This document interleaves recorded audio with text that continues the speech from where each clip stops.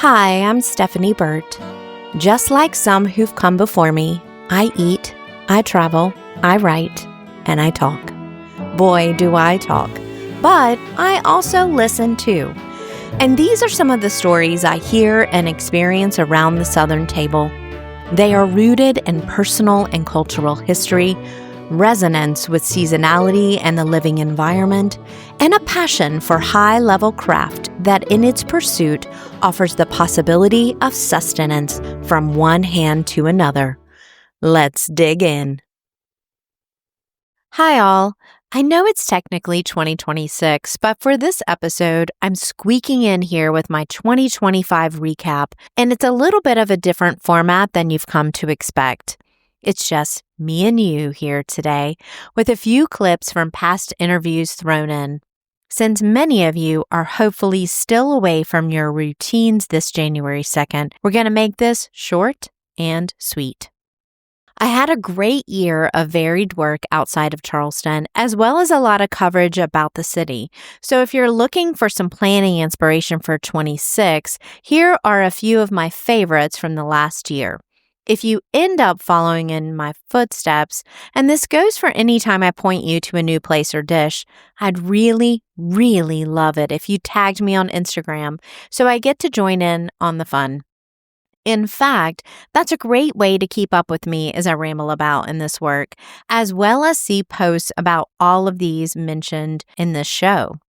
And to receive all the article links and generally keep in touch throughout the year, there's a link to sign up for the monthly newsletter in the show notes. Okay, that's enough housekeeping. On to the list. First up, the best bite of the year.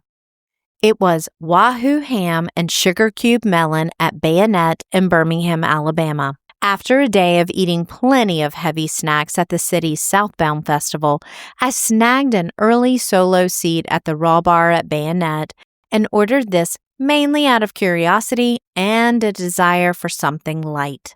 What arrived was a keyhole into Chef Rob McDaniel's approach, aesthetic, and the dedication of his team. This seemingly simple dish of cured fish atop melon with a drizzle of olive oil and a sprinkle of fresh cracked pepper cloaked intense labor and skill. The Wahoo ham was pliable and even a bit like fruit leather, but in the best way.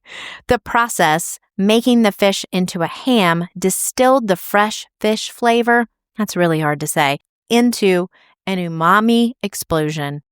Under it were perfectly ripe slices of cantaloupe, which is rare to see at a restaurant because of how quickly they go from underripe to past their prime, so usually you get one or the other when it arrives to your table. Add in that this was an heirloom variety of melon, which means that it doesn't ship well, so you don't taste it outside the state, and it hasn't been bred for shelf stability.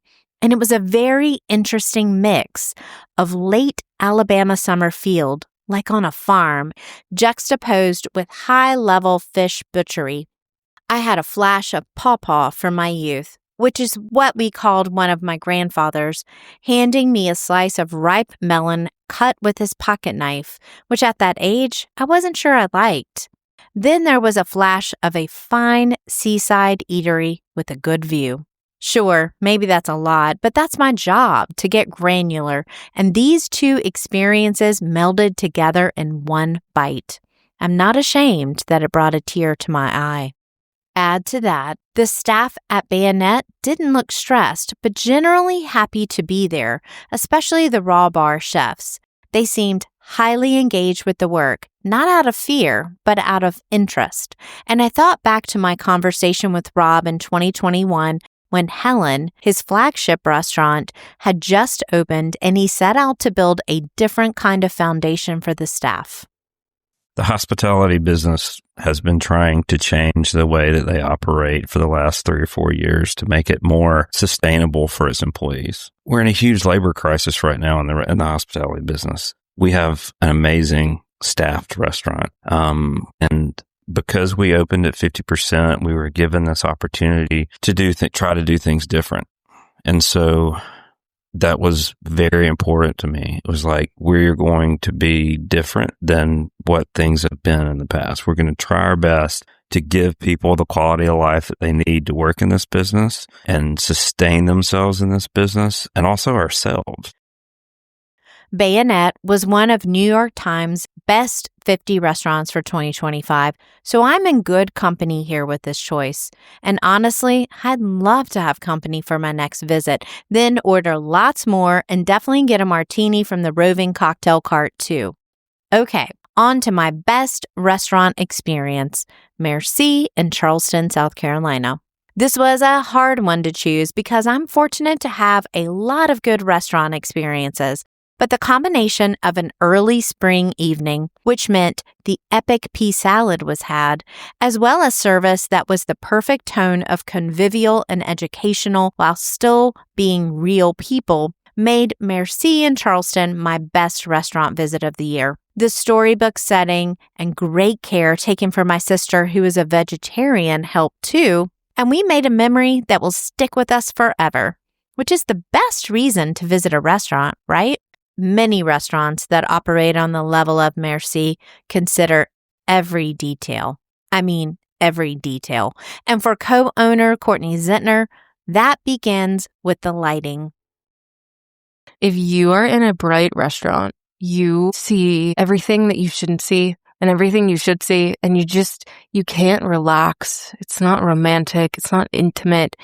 People don't look as nice either. People don't look as nice. It's not as flattering. These curtains make us look really good. This diffused light makes us look really good. The ceiling is actually the same color as the walls, but it's high gloss. So it's the highest gloss that you can and finished. It's like essentially a skating rink on the ceiling. Yes, I so see that this now. it bounces the light and actually makes it glow even more.